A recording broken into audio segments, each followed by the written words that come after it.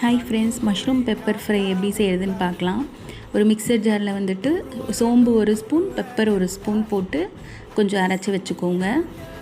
எண்ணெய் விட்டு வானலில் எண்ணெய் விட்டு கடுகு போட்டுக்கலாம். கடுகு நல்லா பொரிஞ்சதுக்கப்புறமா சின்ன வெங்காயம் கொஞ்சம் நிறையா எடுத்திருக்கேன், பூண்டு கொஞ்சம், கருவேப்பிலை 1 கொத்து, இதை பொடி பொடியாக கட் பண்ணி இதில் சேர்த்துக்கோங்க.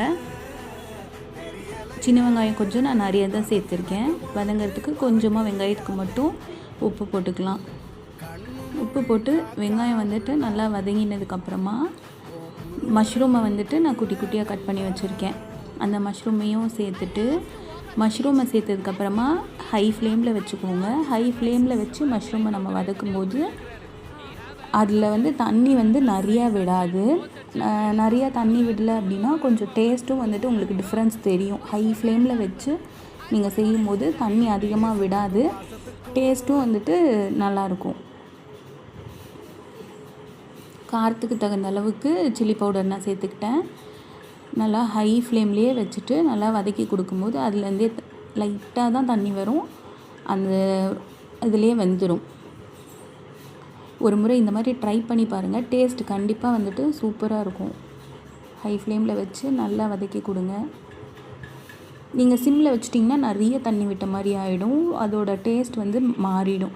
ஹை ஃப்ளேமில் வச்சு இப்படி நீங்கள் வதக்கி விடும்போது டேஸ்ட் ரொம்ப நல்லாயிருக்கும். அது நல்லா வேகிற அளவுக்கு வதக்கி விட்டுக்கலாம்.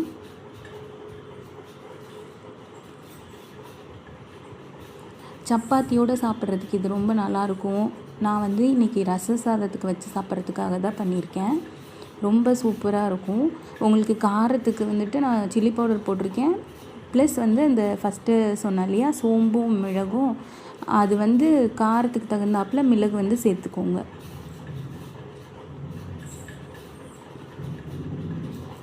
நான் 1 ஸ்பூன் மட்டும் சேர்த்துக்கிட்டு மிக்ஸ் பண்ணி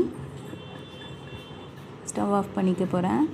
ரொம்ப சூப்பராக இருக்கும். சப்பாத்திக்கும் நல்லாயிருக்கும், வெரைட்டி ரைஸ்க்கும் நல்லாயிருக்கும், தயிர் சாதத்துக்கெலாம் சூப்பராக இருக்கும்.